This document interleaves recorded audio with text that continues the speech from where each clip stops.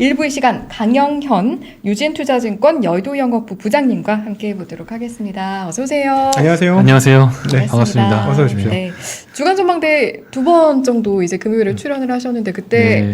미증시 좀 조심해야 된다 이렇게 말씀을 해주셨는데 아 실제로 좀 분위기가 좋지 않았어요. 그래서 좀 이 시점에 모시고 싶었거든요. 저희가 또 특별히. 네. 땜빵으로 온 건 아니고 특별히 모셨죠. 특별히 오신 거죠? 네, 네. 적중률을 보면서. 네. 이게 고장난 시계도 2번은 맞거든요. 그러니까 계속 내린다고 하면 맞을 때가 있는 거고 네. 그리고 또 올라가는 것도 마찬가지고 사실 시황에 대한 제 애티튜드는 명확합니다. 너무 시간 쏟지 마라 시황에. 네. 그냥 물만 들어오면 밀물이냐 썰물이냐 그 변곡점만 파악할 수 있으면 그러면 배 띄우는 데는 문제 없다. 예. 네. 가다가 중간에 갯벌에 그냥 배 바닥에 닿는 그런 수준만 아니라고 한다면 예. 네. 시황에 대해서 오늘 오르고 내일 오르고 하는 거에 그렇게 신경 쓰지 말자라고 말씀을 드리는데 네. 이제 지난번에 말씀드렸던 거의 핵심은 이제 깡통을 이제 한 2번 심하게 찼단 말이에요. 아, 네. 누가요? 제가요. 아, 예. 네, 그거 안 찼으면 지금보다 한 100억은 더 있었을 겁니다. 네. 근데 이제 다시 일어나고 하는 거가 사실은 뭐 잘할 수도 있지만 또 예. 배울 수도 있지만 그 고통과 충격이라고 하는 거는 그렇죠. 좀 어렵기 때문에 지금은 이제 시장이 조금 너무 많이 목까지 차 있다. 잘못하면 이게 썰물이 돼서 나갈 수 있는 가능성이 있기 때문에 그거에 대해서 항상 조심하자라는 두루 말씀을 드린 거고 네. 그게 어떻게 타이밍에 맞아서 이제 그렇게 된 거 아닐까라는 생각이 듭니다. 그러니까 앞으로도 저는 네. 지수는 다친다라고 계속 얘기할 거고 많이 내려가면 제가 생각나시겠죠. 자가 네. 와서 저렇게 하더니 뭐 잘 맞아서 잘 피했다라는 사람도 있겠지만 자 때문에 떨어졌다. 네. 좀 비난을 하시는 분들도 있을 거고 그럴 겁니다. 근데 시황이라고 하는 거는 깨지지 않기 위해서 많이 한다. 네. 내일 올라가고 오늘 올라가서 10% 5% 먹으려고 시간을 투자하면서 이 많은 경제 데이터를 보고 자료를 분석하고 그렇게 하는 것은 아니다. 네. 그러니까 그런 거에서는 오해가 없으셨으면 좋겠다. 이렇게 말씀 좀 드려보고. 알겠습니다. 예, 그러면 어디가 더 중요하다고 생각하실까요? 어떤 거? 시황보다 더 중요하다고 생각하시는 거죠? 저는 이제 종목을 주로 많이 하고 예. 이게 이제 좋은 종목을 찾는 거가 저한테는 사실 중요한 일이고 그리고 좋은 종목을 찾으면 이제 빠지더라도 같이 빠지더라도 빨리 회복도 되는 경향도 있고 또 정작 중요한 건 심리거든요. 예. 빠질 때 이제 심리적으로 매수가 안 되는 타이밍이 꼭 오게 되어 있습니다. 무섭거든요. 예, 마지막 순간 보통. 예, 네. 그렇게 되는 부분들도 있고 또 돈 관리, 현금 관리라든가 뭐 인버스를 통해서 비중 관리를 잘 못하게 되면 피치 못하게 반대매 나 이거 돈 필요 없는데 사실은 네. 피치 못하게 억지로 반대매매가 나가는 타이밍 그게 사실은 불황이고 그게 어떤 부분에서는 디프레션이라고 하는 우리가 생각하는 증시에서 완전 썰려버리는 거 완전히 절단 나버리는 예, 거 바닥. 예. 네. 그 바닥에서 A라는 주식이든 뭐 아니면 뭐가 이거 싼지 몰라서 이 주식이 정말 좋은 주식인지 몰라서 이 주식 갖고 있으면 부자 되는지 몰라서 파는 사람보다는 네. 어쩔 수 없이 다 지져버리게 되는 그런 결과가 나오게 된다. 네네. 그러니까 그런 결과는 대체적으로 매크로적인 이슈, 그 다음에 고평가 국면에서 리스크를 대비하지 못하고 유포리아에 취해서 윗방향으로 가자라고 하면서 네. 상승장이 쭉 진행되면서 사람이 10번 중에서 7번, 8번 성공을 하게 되면 그렇죠. 마인드가 굉장히 한마디로 이제 쉽게 얘기해서 시건방져지는 거죠. 그렇죠. 세상, 안해지고. 네, 세상 만만하고 네. 뭐 사면 먹는 건데 이걸 왜 못 먹어? 주식이 그렇죠. 뭐가 어려워? 이렇게 되면서 막 질르고 하는 거죠. 그런데 거기까지는 좋은데 그렇게 먹는 건 좋은데 그게 안 될 때가 있는 거죠. 지금처럼 뭔가 계속 사는데 마이너스만 나고 계좌가 크게 불어나지도 않으면서 점점 스며들듯이 가랑비에 옷이 젖듯이 스며들듯이 계좌가 빠지는 국면이 나오게 되면 지져놓고 현금 가지고 한번 돌아보고 내가 지금 하고 있는 투자라고 하는 거가 3인칭 관찰자 시점으로 날 봐야 되거든요. 이렇게 네. 나 지금 뭐 하고 있지라고 내려놓고 봐야 되는데 포지션을 들게 되면 바이어스가 생기면서 자꾸 눈이 이렇게 흘겨지는 거죠. 네. 보유 편향. 네, 네. 그렇게 되는. 그러면서 이제 내리게 되면 이제 오기를 부리게 되고, 그러니까 어떤 떨어지면 반대로 비중을 줄이고 지금 내 거꾸로 하고 있구나라고 하고 빠져야 되는데 오히려 더 돈을 더 밀어놓고 더 리스크를 감내하고 될 거야, 돼야 돼, 돼야만 해 이렇게 하면서 심리가 이제 치우치면서 이제 빼도 박도 못하는 네. 쥐지를 치는 상황이 오게 되는 거가 제가 10년 동안 고객들과 매매를 하면서 제 스스로가 극복해야 됐던 어떤 장애물 허들 같은 거였고 고객들도 아마 그런 부분들을 분명히 경험하실 건데 지금쯤 그런 타이밍에 온 건 아닌가라는 생각을 하고 있는 겁니다. 네. 유연하게 그리고 리스크 시황을 보면서 이 사람이 나와서 뭐 약세가 될 것 같다, 조금 어려울 것 같다라고 하면 야 임마 네가 말하고 나서 그 다음날 1% 올랐다? 이게 중요한 게 아니고 예. 지수 오른다고 자기 종목이 오르는 거 아니거든요.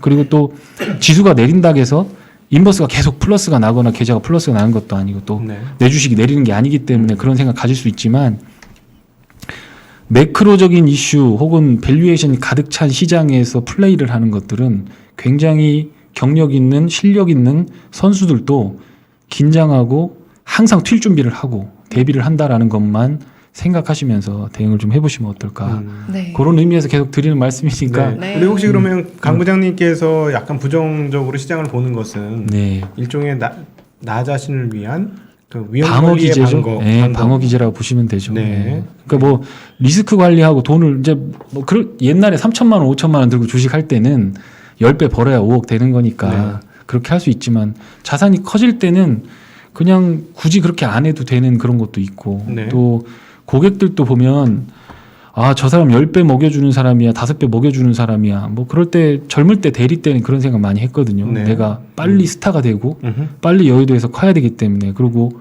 어디 뭐 내놓을 만한 증권사도 아니고 이름도 없는 10위권 증권사에서 영업을 하려면 이름을 빨리 팔아야 되기 때문에 종목들을 보면서 이거 기회가 조금만 보인다 싶으면 갖다 찔러 넣는 거죠. 이제 그러면 이제 먹을 때는 10배 먹지만 죽을 때는 또 금방 죽거든요. 그렇죠. 그러니까 이제 그렇게 할 필요도 없는데 나중에 알고 보니까 고객들은 편안하게 20%만 먹여주면 연간 네. 그러면 주식을 24시간 365일 들고 있을 필요가 없는 거거든요. 사실은 많이 빠질 때 그냥 사서 삼성전자로만 하든 현대차로만 하든 주도주를 찾아서 단기간에도 가능한 그런 건데 네. 내 스스로의 어떤 니즈와 이게 결합이 되다 보니까 실수를 많이 만들더라라는 생각이었고 또 그런 실수를 아직도 하고 있는 사람들이 꽤 많이 있고 또 고객들도 그런 게 보여서 되도록이면 이제 캄다운을 많이 시키고 지금 같은 경우는 그래도 이제 증권가에 계시면 아시겠지만 이게 그냥 대충 뭐 선 그어놓고 여기 올라간다 뭐 목표 얼마 그 뭐 어떤 뇌피셜 이런 거 아니지 않습니까? 밸류에이션이라는 게 있고 우리가 경영 경제를 통해서 배울 수 있는 어떤 바운드리라는 게 있기 때문에 그 바운드리 내에서 행동을 하다 보니 지금은 좀 어렵겠다라고 하는 거 그게 이제 어떤 제 성향과 어떤 배운 것과 그동안의 과정이 겹쳐져서 그렇게 나온 거다. 네. 그렇게 보시면 될 것 같습니다. 저는 이렇게 듣다 보니까 오늘 네. 강 부장님 강연 또는 대담 이거를 업계 후배들이 꼭 좀 들었으면 좋겠네요. 아, 업계 아유. 후배들. 네, 이거 업계 후배들이 네. 꼭 들어야 되는 내용을 지금 말씀해주고 계세요. 네, 왜냐하면 고맙습니다. 그 숱하게 그 많은 상처와 실패를 네. 통해서 다져진 그런 내공이신 네. 거거든요. 네. 음, 그럼 여기서 이제 약간 반대되는 입장에서 하나만 여쭤보겠습니다. 네. 지금 하신 말씀을 올해 초나 이럴 때는 굉장히 적절하다라고 저는 개인적으로 생각을 해요.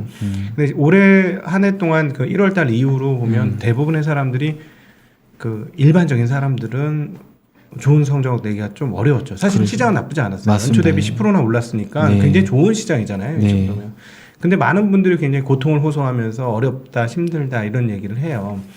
그러면은 우리 강 부장님께서 얘기하신 것 수준의 그런 약간 고평가장이냐 하는 것이 과연 그런가 하는 거 하나하고 또 하나 과거가 조금 달라진 게 기업들의 그 이익 레벨이 과거보다 많이 올라왔어요. 그러면 지금 말씀하시는 거 전 충분히 이해해야 되고 납득되고 그런 전략 굉장히 좋다고 생각을 하는데 그런 상황에서 과연 이걸 어떻게 융합을 시켜야 되는가 하는 고민이 있거든요.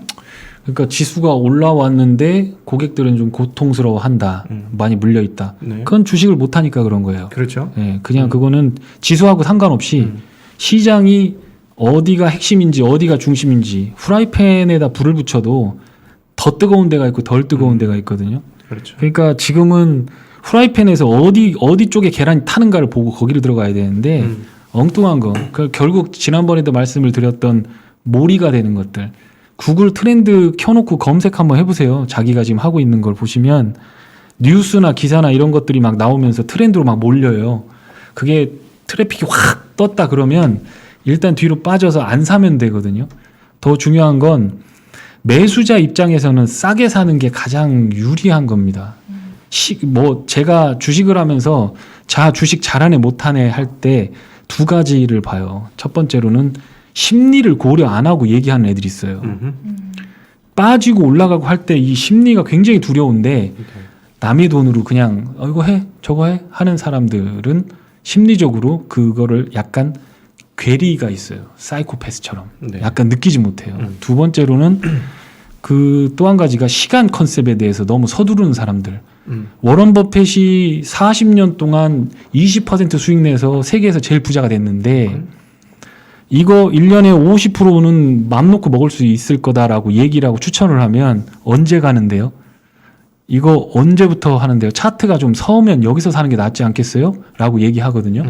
제가 그렇게 얘기하죠. 차트가 까꾸러질 때 사야지. 남들 다 집어던질 때 사야지. 그렇죠. 뭐 하려고 비쌀 때 남들 할 때 따라가냐. 기관도 팔고 있고 외국인도 팔고 있고 뭐 반대로 뒤집어서 기관 외국인들 사는 것들 따라 들어가면 먹냐 돈을. 아니거든요. 그 군대에서 말할 때 잔동작이라고 하는 것들 있어요. 잔동작. 필요 없는 쓸데없는 동작들 하면 교관들한테 혼나잖아요. 근데 주식하는 데에서도 너무 많은 정보들과 필요 없는 것들이 투자자들을 너무 현혹시키고 정작 중요한 거 우리가 이제 좀 검증된 것들은 기업 실적 아까 말씀하셨던 그것과 R 스퀘어 값이 0.8 이상 되는 것들 기업 실적밖에 없거든요. 주가 올라가는데 어쨌든 사놓고 물리든 뭐하든 기다리고 물 타고 해서 올라가는 주식들은 실적이 앞으로 성장하는 기업들만 찾아내면 되는 거고 그렇죠. 그게 이제 지금같이 여기 토막을 내서 1월부터 10월까지 여기서 나는 수익이 안 좋았다라고 하는 건 모멘텀이 불어서 뒷바람을 시장이 막 이쪽이다라고 하면서 쏠리는 거를 뒷바람을 맞지 못했을 때 오는 결과일 뿐이지 지금 가지고 있는 주식 중에서 지금 빠졌지만 앞으로 1년 있다가 2년 있다가 5배씩 날아갈 주식이 있을 수도 있습니다. 그럼 그 주식에 대해서 컨빅션을 가지고 네. 좋은 친구처럼 주가가 비록 몇 달 빠졌지만 나는 네 친구야. 너 내리면 내가 더 사줄게. 난 너 믿으니까. 라고 할 수 있을 정도의 주식을 가지고 투자를 하는 거 그게 필요할 거라고 생각이 들고 네. 아까 말씀드렸던 그 기업 실적 이런 거는 사실 제가 이제 저도 뭐 이베스트의 윤지호 센터장님이나 뭐 여러분들 의견들을 제가 페이스북 따라다니면서 이렇게 듣거든요. 잘 맞추시더라고요. 보니까. 네, 맞아요. 그래서 제가 뭐 그렇게 하긴 하는데 지수대역 자체를 본다면 이익 성장률 자체가 주식시장은 이제 기업 이익보다는 먼저 움직이지 않습니까? 먼저 움직이기 때문에 지금은 이익 성장률 자체가 플러스는 분명히 나오고 있기 때문에 이익이 계속 늘어난다고 생각할 수 있을지 모르지만 15% 이익이 증가를 하다가 14%, 13% 이런 식으로 증가율 자체가 떨어지는 국면에 진입을 하는 것 아닌가라는 걸 글로벌 어떤 리포트라든가 뭐 조금 예민하게 보시는 분들은 얘기를 하고 있기 때문에 네. 그러면 나는 여기는 안 들어간다. 그 대신 증익이 될 수 있는 거라든가 기관들이 다 손 털고 나가서 바닥에 주식이 있는 건데 올라갈 수 있는 가능성이 있는 섹터라든가 아니면 기존에 내가 사갖고 있는 오늘 같은 경우에는 대표적인 게 항공 여행주인데 그런 것들은 제가 아시아나항공 같은 거는 되게 바닥서부터 많이 샀거든요. 그러니까 그런 것들 오는데 굳이 팔 필요가 없잖아요. 그런 것들은 차트 서면 위에 저 단타 치러 들어가서 종가에 팔고 포지션 갖고 계속 가고 대한항공 같은 걸로 옮겨 다니고 제주항공으로 가고 이러면서 플레이를 하겠지만 네. 뭐 위에 서 있는 상황에서 거기다 뭐 때려박고 지수를 윗방향으로 보면서 지수 플레이는 안 된다 지금은 종목 플레이다 그렇게 생각을 하고 있습니다. 제가 지금 말씀하신 거에 대답이 제대로 됐는지는 모르겠는데 네네. 뭐 좀 약간 무슨 말씀인지 알겠습니다. 네. 정리를 해드리면 이렇게 말씀하신 거예요. 지금 전체적으로 시장 전체적으로 보면 190조를 향해 가던 코스피 이익이 살짝 누우면서 한 180조 정도 예상이 되거든요. 그러니까 이익의 성장성이 지금 죽기 시작하는 상황이기 때문에 내년도에 이익이 꽤 많이 난다고 해도 이것보다 더 이익이 늘어나지 않는다. 즉 이익의 성장률이 나오지 않는다면 시장을 사는 행동은 바보 같은 행동이다라는 말씀을 하신 거죠. 네, 맞습니다. 예. 저희가 시작부터 어떻게 보면 투자의 원칙, 신념, 그동안 일을 하시면서 느끼신 어떤 진솔한 이야기를 한번 들어봤는데 이제 본격적으로 FOMC 그리고 헝다 사태 이 이야기로 좀 넘어가 보도록 하겠습니다. 일단은 뭐 하루하루의 시황보다는 좀 큰 흐름을 보자 그리고 또 종목을 네. 보자 이런 말씀을 해주시긴 하셨습니다만 네. 또 시청자분들께서 궁금해하실 대목이 있을 수도 있으니까요. 네. 당장 오늘의 시황 이제 뭐 그냥 하루하루 시황은 좀 보지 않는 게 좋겠다고 하셨지만 네. 그래도 좀 굵직굵직한 게 지나간 상황이었잖아요. 네. 일단 개인과 기관은 팔고 외국인은 5,000원, 샀습니다. 네. 네, 5,600억 원 정도인가요? 어떻게 보셨습니까? 그래서 그거를 이렇게 해서 결국엔 같은 말씀이 나올 것 같아요. 아니요. 그게 아니고 그래서 그래서 저도 궁금했어요. 왜 그랬는지. 얘들 왜 샀지? 그래서 전화를 몇 군데 돌렸어요. 야, 이거 왜 산 거냐? 뭐가요? 외국인이 6천억을 샀는데 왜 산 거냐? 물어봤더니 그대로 반응을 그대로 이제 얘기하면 네. 형 그걸 내가 어떻게 알아? 외국인 한 명도 아니고. 진짜 정말 진짜 진솔한 답변이시네요. 네.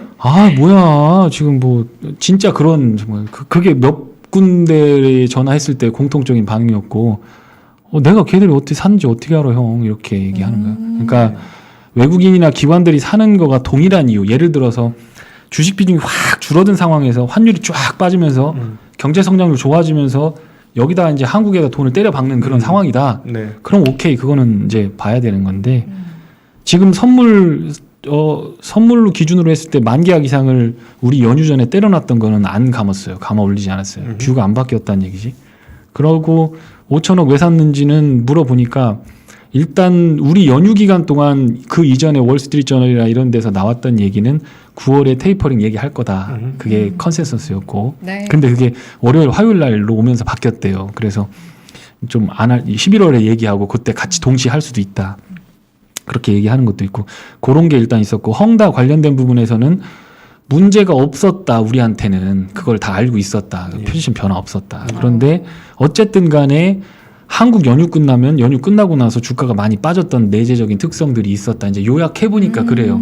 기관들이 요약해보는 게 그런 건데 어쨌든 저는 사실 외국인이나 기관 투자가들이 5천억을 사고 1조를 사고 하는 거가 이제 그렇게 관심이 많은지 사실 잘 몰랐어요. 저는 관심이 별로 없거든요. 사람들이 네. 한 일주일 연속 사면은 좀 의미가 있겠죠. 네, 하루 이틀 그러니까. 사는 거야 뭐. 네, 그러니까 뭐 추세적으로 뭐 예를 들어서 연속 순매수 뭐 2주 뭐 하다가 뭐 5주, 10주 이렇게 나간다고 하면 이거 왜 이거 한국 좋아지는 거야? 이거 나라 좋아지는 거야? 이렇게 할 수 있지만 뭐 와서 하루 팔고 하루 사고 그러면 뭐 해지 수요가 있을 수도 있고 뭐 반대로 ELS 나가고 걸려갖고 엎어가지고 주식 살 수도 있는 거고 그 다음에 롱숏으로 갈 수도 있는 거고 지금 보면 뭐 오늘 여의도에서 돌았던 얘기 중에 하나는 시크리컬 주식들 다 지져라라고 하면서 철강 뭐 이런 것들 다 팔면서 그러면 이제 헤지펀드 이런 것들 얘기할 때 공매도 이런 거 얘기 많이 하잖아요. 뭐 아시겠지만 공매도는 무슨 정말 정말 나쁜 세력이고 뭐 네. 대한민국 망하게 하는 세력이다 뭐 이렇게 할 수도 있는 그런 분들도 있는데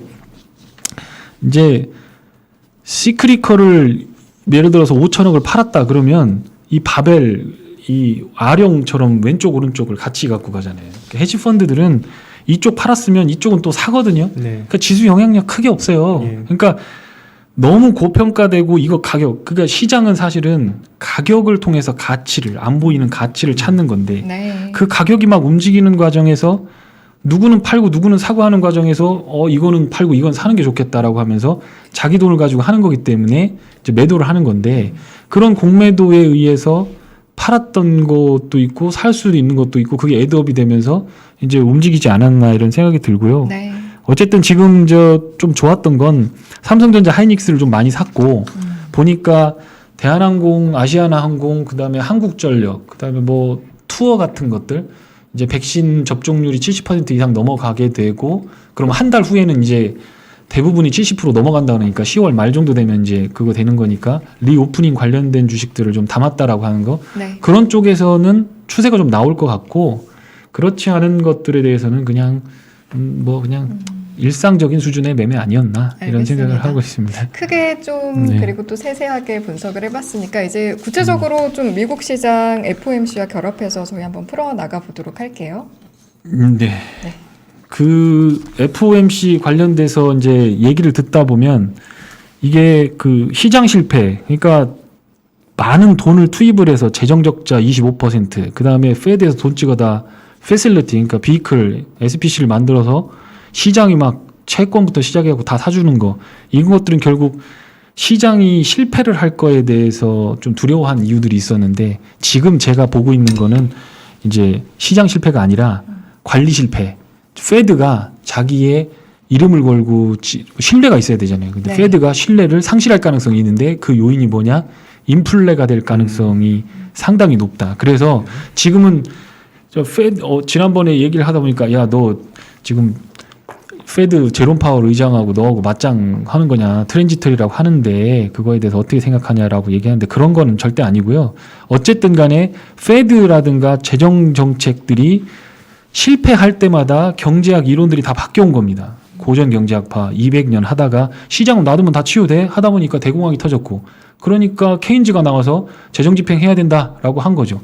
그러다 보니까 인플레가 나왔어요. 그러면 인플레 잡으려면 통화를 해야 된다. 그러면 통화주의가 나와서 하면서 멕시코 사태 가서 터지고 막 이런 것들 했던 거고, 그리고 나서 그게 안 되니까 신고전학파로 넘어오면서 이게 경제학이 페드나 정부가 실패할 때마다 하나씩 이론들이 나온 거거든요. 그러니까 지금 여기서 돈을 막 찍어내서 풀었는데 인플레를 여기서 못 잡는다라고 한다면 굉장히 큰 리스크를 어떤 지는 상황이 올 경우 관리 실패 구간에 들어간다. 그래서 저는 뭐 다른 걸 떠나서 네. 이 관리 실패가 나오게 될 경우에는 상당히 좀 어려워질 가능성이 있겠다. 이렇게 좀 보고 있습니다. 실제로 인플레이션 관련된 우려는 굉장히 점증하고 있죠. 왜냐하면은 여러 가지 상황에도 불구하고 유가가 70달러에서 계속 놀고 있고, 네. 그다음 원자재는 몇 가지는 계속해서 고공행진을 하고 있고, 그다음에 집값도 계속해서 올라가고 있고, 건축 허가 건수, 그다음에 착공 건수도 전년 대비 계속 고공행진을 하고 있어서, 그리고 임금도 올라가 있는 상황, 이런 등등등 따져보면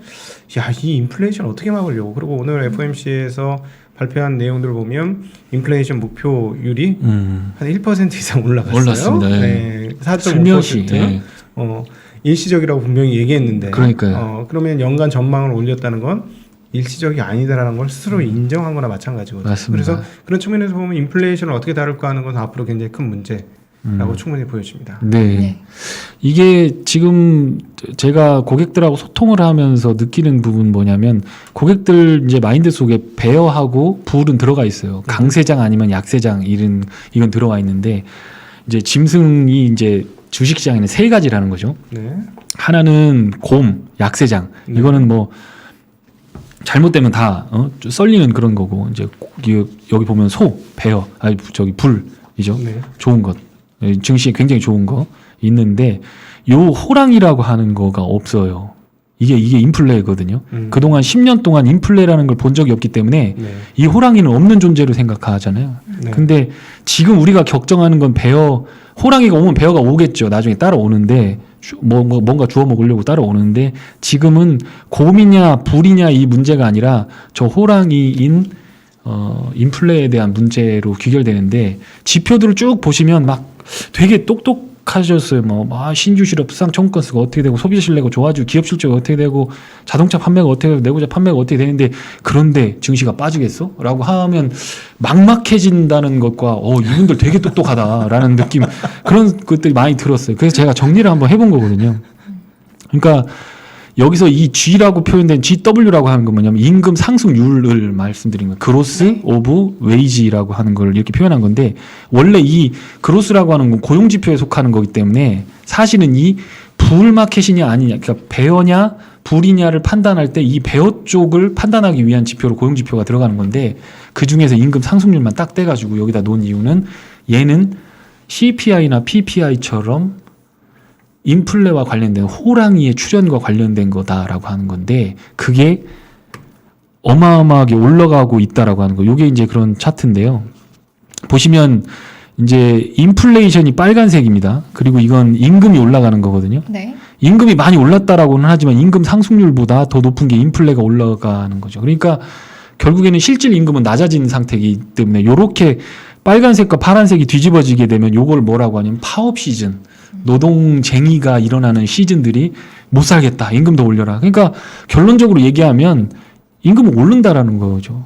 앞으로 임금은 오를 수밖에 없다라는 거예요. 그러면 임금이 계속 오르고 임금이 한번 오르면 내리기 어렵고 그 다음에 1년, 2년 계약이 끝나기 전까지는 계속 그 상태를 유지하고 그 다음에 집값, 렌트에 관련된 거가 인플레를 자극하는 그런 부분들이 있기 때문에 이렇게 되면 우리가 신경 써야 될 거는 곰이냐 강세장이냐 그동안 강세장이었지만 지금 더 중요한 거는 인플레에 관련된 거가 될 거다라고 하는 거가 제 생각이고 인플레에 대해서 공부하시려면 한참 전으로 가셔야 될 거예요. 지금 10년, 15년 동안은 인플레가 없는 디플레 구간이었기 때문에 1970년 오일 쇼크 날 때까지 앞으로 가야 예, 되죠. 그렇게 가서 한참 전까지 가보셔야 되는 그런 구간이기 때문에 아마도 조금 좀 괴리가 있을 거다. 그래서 아까 말씀드린 대로 주식시장 전체로 보면 비싼데 더 가려면 이익이 엄청나게 좋아지든가 그러면 그 이익에 대해서 멀티플을 때려 박는 거가 네. 20배 주다가 40배 주든가 둘 중에 하나를 해야 되는데 인플레이션이 늘어가는 구간에서는 현금 흐름을 할인하는 과정에서 그러니까 오늘 예를 들어서 내가 이자를 10% 주는 거에다 예금을 했다 그러면 1년 후에는 11,000원이 되는 거예요. 10,000원을 예금했으면 11,000원이 되는 거잖아요. 그렇죠. 그러니까 11,000원이 지금 10,000원하고 똑같은 거거든요. 예. 그런데 그게 인플레를 반영해서 이자가 20%가 뛴다라고 하면 12,000원이 돼야 되는 거죠. 그러니까 주식시장은 그럴 때는 항상 듀레이션이 짧은 이익을 따박따박 내고 재산도 많고 빚도 없는 기업들로 축약이 되는 과정에서 지수가 한 번씩 축축 처지는 흐름들이 나오기 때문에 네. 지수 플레이 하지 말자. 그리고 섹터 잘 선택하고 지수에 대해서는 올라가면 인버스 쳐서 마음의 편안함을 갖고 가자. 그리고 지수가 빠질 때 그냥 가만히 인버스로 수익을 내자는 게 아니라 빠질 때 노려보고 있다가 좋은 주식을 매수를 하면 어떤 의미에서 봤을 때 굉장히 안전한 트레이딩 어떤 그 테크닉이 될 수 있겠다. 그렇게 좀 말씀을 지금 하신 말씀을 드려봅니다. 근거해서 보자면 성장주들은 인플레이션을 시장에서 느끼기 시작하는 국면에서 굉장히 어려워질 수 있다. 어려울 이렇게 수 있을 해석해도 것 같아요. 될까요? 예, 네. 저는 그렇게 봅니다. 실제로 저도 이제 뭐 수소라든가 태양광이라든가 미국의 신사업들 4차 산업혁명 관련된 거 라이다 뭐 레이다 뭐부터 시작이고 관련된 업종들을 다 솔트해서 가지고 있거든요. 수익률 되게 안 좋고 사지는 않았지만 되게 지금 많이 빠져 있습니다. 그러니까 빅테크가 나스닥을 붙잡고 있기 때문에 괜찮다라고 말할 수는 있어요. 근데 그건 빅테크죠. 근데 네. 이미 완성된 기업이 일어나는 거죠. 시가총액 하나가 기업 하나가 2조 달러면 우리나라 GDP 수준인데 그런 기업들이 앞으로 더 성장한다. 성장을 할 수 있을지 모르고 5%든 10%든 성장할 수 있을지 모르지만 그건 이미 공룡 기업으로 따로 분류를 해야 되는 거지.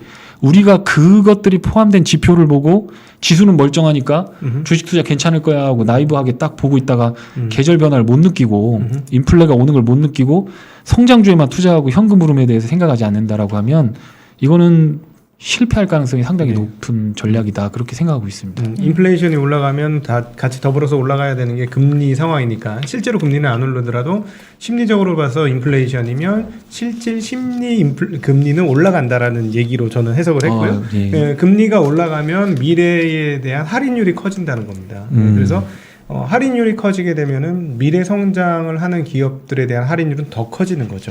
그래서 성장주가 굉장히 어렵다라는 말씀을 하신 거를 제가 한번 정리해봤습니다. 아, 네. 네. 정말 개떡같이 얘기해도 잘 정리를 너무 잘해주셔서 뭐 얘기하기가 좀 편한데 네. 되게 이게 전문용어로 설명하기도 그렇고 그렇다고 너무 쉽게 설명하자니 너무 장황해지고 그래서 네.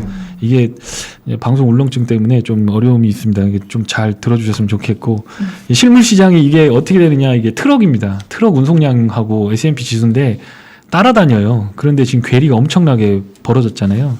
그러니까 이런 것들을 보면 S&P 지수가 유동성에 의해서 저렇게 미뤄졌는데 지금 테이퍼링이나 이런 것들을 제외하고 실물 시장이 회복되지 않은 그러니까 이게 뭐냐면 자동차가 이렇게 가려면 왼쪽 바퀴 오른쪽 바퀴가 이렇게 두 개가 잘 둘러가야 된다고 하는데 네. 오른쪽 바퀴는 실물이라고 보고 왼쪽 바퀴는 금융이라고 보면 이제 왼쪽 바퀴 금융에다가 지금 바람을 땡땡하게 집어넣어서 바퀴가 커진 거예요. 네. 근데 이제 그러면 실물 시장에 바람이 이제 땡땡하게 들어와서 그래야 차가 잘 균형이 잡혀서 갈 수 있는데 지금은 요거는 작고 이거는 크다는 거죠. 예. 그러니까 여기서 달리면 차가 계속 돌 수밖에 없는 거예요. 펑크난 것처럼. 네. 그러니까 실물이 회복되느냐 안 회복되느냐 그건 경제 전문가들이 할 얘기고 우리는 관찰만 하면 되는 건데 그러면 실물이 회복되는 과정에서 반드시 동반하는 건 인플레가 동반이 되는 거니까 그러면 인플레 관련된 주식들의 조정 시에 그걸 매수를 해보거나 그걸 해지할 수 있는 수단을 가지고 있어야 되고 어떤 빅테크를 제외한 나스닥의 지수에 대해서는 너무 확신을 갖고 위로 대응하는 것보다는 올라오는 대로 닫아주는 형태의 흐름을 만들어 보는 게 어떨까 네. 생각을 하는 거고요. 제가 이제 느끼기에 이제 그 지금 주식시장 이거 옛날에 그 베테랑이라고 하는 영화 보셨잖아요. 네. 거기 보면 루프탑에서 잔치를 하잖아요. 약 먹고 막 춤을 춥니다. 그렇게 하는데 여기에 이제 여기 형사가 가가지고 총을 빵 쏩니다. 빵 쏘는데 자자 여러분 이제 큰일 났고요. 뭐 하면서 총을 빵 쏘니까 약에 취해서 춤을 추던 사람은 이게 폭죽 소리인 줄 알고 잠깐 빵 쏘니까 가만히 있다가 또 더 크게 환호성을 지르면서 춤을 다시 추게 됩니다. 지금 시장 반응이 페드라든가 정부 정책이라든가 인플레 지표에 대해서 나오고 할 때마다 반응이 꼭 요래요, 지금. 굉장히 위험한 상황이고 요 다음 거가 뭐냐면 저 뒤에 있는 경찰분이 가가지고 코드 잭을 다 뽑아버립니다. 뽑아버리고 다 이걸 던지려고 하는 순간에 딱 멈추거든요. 그러니까 아직까지는 인플레 파이터로서의 페드 제롬 파월이 등장하진 않았지만 지금 전반적인 여건으로 봤을 때는 전무후무한 1980년대 그러니까 지금 40살 이전 사람들만 알 수 있는 40살보다 조금 더 흔히 말하는 틀딱이라고 하는 좀 올드한 사람들 그런 사람들만 알 수 있는 인플레에 대해서 얘기를 하니까 저 뭐 하는 소리냐 이렇게 얘기를 하는 거고 또 테이퍼링 관련된 FOMC가 끝나고 뭐 이벤트가 하나하나 진행될 때마다 끝나고 나면 그게 총소리가 폭죽소리인 줄 알고 또 막 오바해서 이렇게 또 춤을 춘다는 거죠. 근데 코드가 뽑힐 날이 얼마 남지 않았다라고 하는 게 제 생각입니다. 네. 그래서 과잉 유동성에 더 이상 기대지 말자. 정말 기업 실적이나 이런 것들에 기대고 리스크 관리를 철저하게 해서 바닥서 좋은 주식을 사서 물려도 여기서 50%더 빠지더라도 나는 돈을 갖다가 더 이 주식을 살 수 있어 라고 하는 자신감이 있는 주식으로 돈을 몰아서 아주 타이트하게 관리를 해나가는 게 낫지 않을까 이렇게 생각을 하고 그 의견을 제가 드립니다. 네, 알겠습니다. 네. 헝다 리스크 이야기도 해야 하니까 한번 네. 슬슬 넘어가 보도록 하겠습니다. 일단은 뭐 제일 임원 사태로 이어질 가능성은 낮다는 분석이 좀 많더라고 관심을 가지고 보니까 네. 장기화 어떤 이런 사태에 영향을 받을 그런 상황들이 장기화될 가능성에 대해서는 좀 어떻게 보세요? 중국을 사실 잘 몰라요, 제가. 그 뭐 중국어로 뭐 네. 띠부치 뭐 이 정도는 아는데 다른 거 몰라요. 중국어 뭐 영어는 그래도 공부를 했으니까 찾아보면 돼요. 그런데 중국어는 이거 어렵거든요. 저 전문가들이 분석한 것들을 요약해 보면 네네. 금융 시스템 붕괴를 제가 경험을 했기 때문에 몇 가지만 요약을 드리면 페니메이, 프레디맥 몰랐어요. IMF 때는 IMF가 뭔지도 몰랐어요. 국제통화기금 저 경제학과였는지도 몰랐어요. 그때 터졌고 페니메이, 프레디맥 그다음에 서프라임이라고 하는 프라임 등급의 채권이 있고 서프라임이라고 하는 게 있는지도 몰랐고 네. 큰 금융사에서 일하시는 분들은 알았을지 모르지만 저는 몰랐습니다. 증권맨인데도 몰랐어요. 그리고 그게 파생 상품으로 연결돼서 수십조 그때 당시에 보니까 제가 오늘 나오기 전에 그걸 찾아봤더니 64조 원 정도 되더라고요. 그런 돈들이 막 물려 있어가지고 수백조 원들이 물려 있는 건지 몰랐단 말이에요. 근데 이거 중국은 그냥 시진펑이 와서 그냥 뿌하오 그냥 야 알아서 해 뿌하오 좀 하지 마 그냥 그러면 덮는 거거든요. 중국 스타일을 아셔야 되잖아요. 그냥 가만히 그냥 좋은 표정이면 알아서 하고 공무원들이 다 알아서 움직이는 그러니까 이거는 자유시장 경제가 아니고 독재가 흔드는 거기 때문에 분석 대상이 아니다. 네. 그러면 글로벌 환경에서 뭐 노출된 거 자체로 세계 금융시장이 엮여 있는 거에서 미국은 전 세계 돈들이 막 엮여 있고 거기서 막 백투백으로 가가지고 ELS 해지도 하고 막 홍콩 시장 거쳐서 미국 들어가서 막 골드만삭스 들어가고 거기에 막 우리나라 막 연기금이 투자하고 이런 게 있지만 헝다 관련돼서 직접적인 노출이 없다라고 한다면 굳이 신경 쓰지 않으셔도 될 것 같다라는 생각이 들고 다만 중국은 구조 자체를 들어보니까 부동산을 이게 공산당 땅이잖아요. 100년 동안 내가 개발할 수 있는 너 줄게 너 하고 그거 개발한 돈에서 돈을 환수를 하는 겁니다.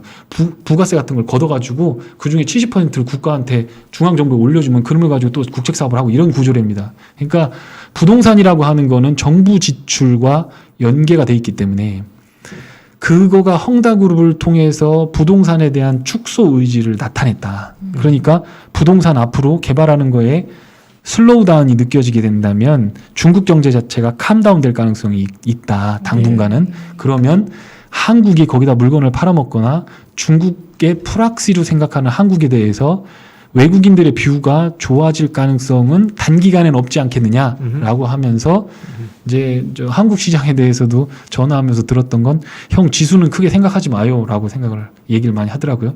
한국도 다친다. 환율이 이상하잖아요. 환율이 올라가는데 왜 외국인들이 살까? 환율이 쭉 빠질 때 사야 되는 거지. 왜 살까? 갑자기 5천억을 왜 샀을까? 그리고 또 앞으로 이어질까라고 봤을 때 추세적으로 시장을 들어올리는 일은 아닐 것 같다라는 생각이고 헝다그룹뿐 아니라 중국 문제는 앞으로 기업들의 부채들이 너무 많기 때문에 거기에 좀비 기업들이 많잖아요. 네. 그러니까 그거는 사실 중국 기업들이 뭐 우리나라처럼 뭐 이렇게 자유경제 체제 하에서 어떤 영업이익을 잘 내고 경쟁력을 갖춰서 한 게 아니라 보조금으로 유지됐던 거기 때문에 거기서 좀비 기업들을 정리하기 시작하면 어떤 부분에서는 금융 리스크로 좀 번질 수도 있겠지만 최대한 지금까지 움직이는 상황으로 봤을 때는 최대한 맥시멈으로 해도 이틀짜리 이상 조정은 아닐 것 같다. 저는 그렇게 생각합니다. 알겠습니다. 위기 아니네요. 이틀짜리면. 여기는 아닐 것 같다. 네.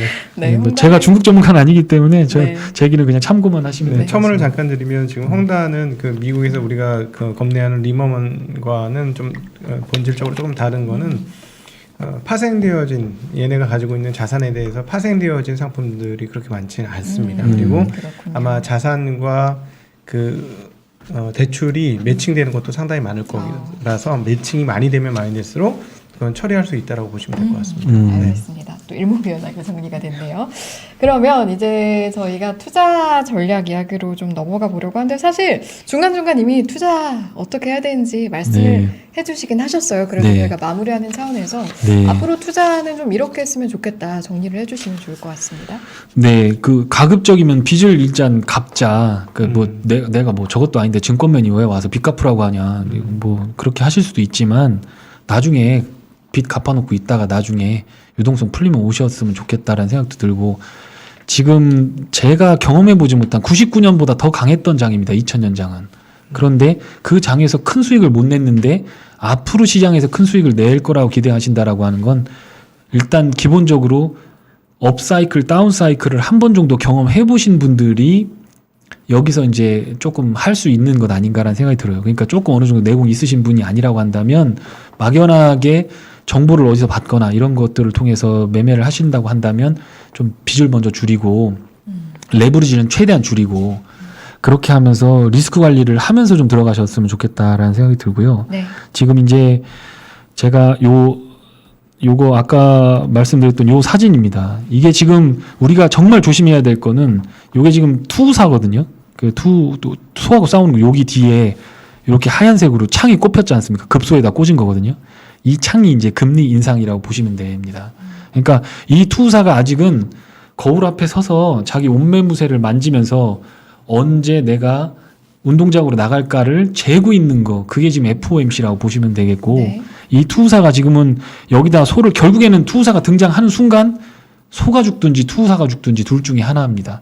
그런데 제 생각엔 이 인플레이션이라는 호랑이를 잘 알고 있는 페드가 조만간 등장을 해서 등에 칼을 꼽기 시작할 가능성이 있겠다라는 생각이 들고 그거에 대해서 당장 이번 연도 내년 연도 이게 아니겠지만 어떤 말로라도 테이퍼링이라도 아니면 인플레이션에 대한 언급 자체로 시장을 굉장히 캄다운 시킬 가능성이 있겠다라는 생각이 듭니다. 그래서 지금 남아있는 섹터라고 본다면 인플레이션에 대비할 수 있는 은행 섹터 같은 거, 배당 네. 좀 봐줄 수 있는 거, 보험 같은 거 최대한 조심해서 그거 걔들 움직여봐야 10%도 잘 안 움직여요. 빠져도 10% 안 빠지고 그러니까 그런 주식을 양복 났다고 따라서 사고 위로 막 천장 뚫릴 거라고 그렇게 가시면 안 돼요. 걔들은 이익도 다쳤고 총량이 규제가 되기 때문에 이익만 쭉쭉쭉쭉 늘어나는 거지 매출이 늘어나는 건 아니기 때문에 예. 네. 최대한 빠질 때 좀 사서 가지고 계실 때 마음 편하게 좀 하셨으면 좋겠고, 지수는 한국 기준으로 3,200선, 나스닥 기준으로 15,000선을 넘어가면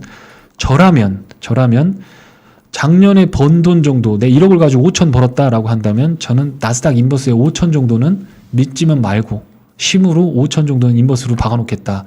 거기는 2배, 3배짜리 많이 있거든요. 그래서 그걸 해놓고 그러면 한번 경험을 해보세요. 빠질 때 나 뭐 사지? 라고 하면서 웃으면서 출근하고 웃으면서 HTS 볼 수 있거든요.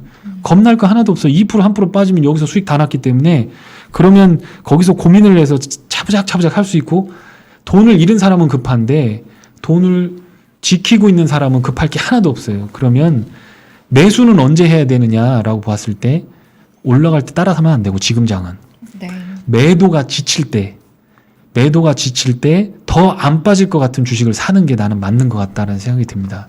앞으로 세상을 바꿀 주식, 테슬라도 좋은 게 있고 뭐 구글도 좋은 게 있고 뭐 다 좋은 게 있지만 물론 뭐 한국에는 뭐 좀 지켜봐야 되겠지만 그런 주식들보다는 물론 뭐 마이크로소프트라든가 아마존이나 이런 것들 다 좋은 것들 있지만 어쨌든 간에 조정폭이 좀 상당히 있고 인플레이션이라든가 고금리 기간을 견뎌낼 수 있는 섹터로 갔으면 좋겠고, 지금 뭐 보시면 알겠지만 리오프닝 관련된 거가 움직인 지가 꽤 됐어요. 한 달 네. 이상 됐거든요. 예. 그래서 그 주식들은 지금 뭐 예를 들어서 대한항공 같은 경우가 시가총액이 12조 뭐 이렇게 되는데 아시아나항공이 대한항공 매출의 절반 정도 됩니다. 딱 절반이거든요. 근데 시가총액이 제가 들어갈 때 12%, 13%였습니다. 대한항공의 12%, 지금은 한 17%까지 올라와 있는데, 그러면 두 회사가 합쳐져서 독점 기업이 된 거잖아요. 그거를 대한항공 독점을 못하게 하려고 아시아나항공을 세웠는데 결국엔 망해서 독점이 돼버렸거든요. 그것만 승인심사만 나면 그러면 손해볼 일은 안 한다는 거죠. 그런 기업들 투자는 굉장히 좋은 거기 때문에 그냥 단순하게 화물 사업부만 본다라고 해도 그 두 개 회사를 합치게 되면 글로벌리하게 경쟁력 있는 캐리어가 된다라고 하는 걸 보면 이제 그런 것들 남들이 안 쳐다보고 먼지 묻어가지고 저기 흙이 잔뜩 묻어있는 거 탈탈 털어서 인플레와 관련된 부분에서 충분히 커버가 될 수 있는 것들을 해보시면 어떨까라는 생각이 들고요. 뭐 여행 같은 것도 마찬가지죠. 지금 여행을 간다고 생각을 해보시면 중국 여행 가겠어요?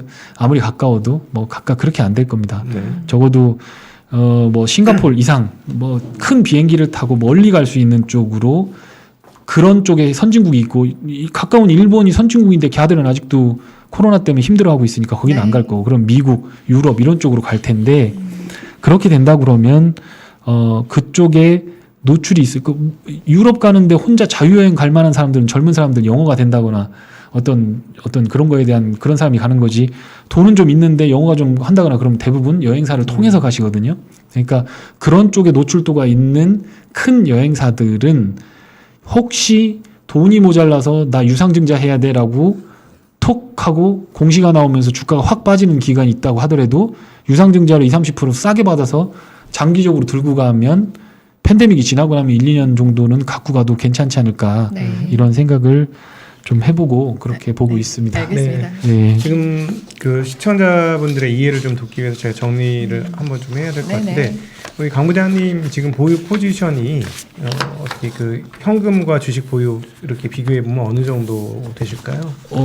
저희는 뭐 그 한 달 전부터 주식 비중을 줄여서 3-40% 정도 주식이 있어요. 그리고 인버스도 꽤 많이 있어요. 네네. 네, 그렇게 주식은 하는 거. 3-40%, 그다음에 네. 현금과 인버스. 그렇죠. 그러니까 네, 3-40%를 해지하는 것과 그다음 나머지 현금 네, 네. 뭐 이런 정도가 있으시다는 네. 말씀이시죠? 철강도 많이 갖고 있는데 그거는 좀 물렸고. 네. 네네. 그런 식입니다. 네, 그러니까 지금 오늘 하신 말씀 한마디 정리를 좀 해봐야 될 것 같습니다. 네. 그래서 정리를 해드리면 어떤 거냐면, 지금 이 시점에서 시장을 맞춰서 시장을 이기려고 하는 행동은 굉장히 위험한 행동이다.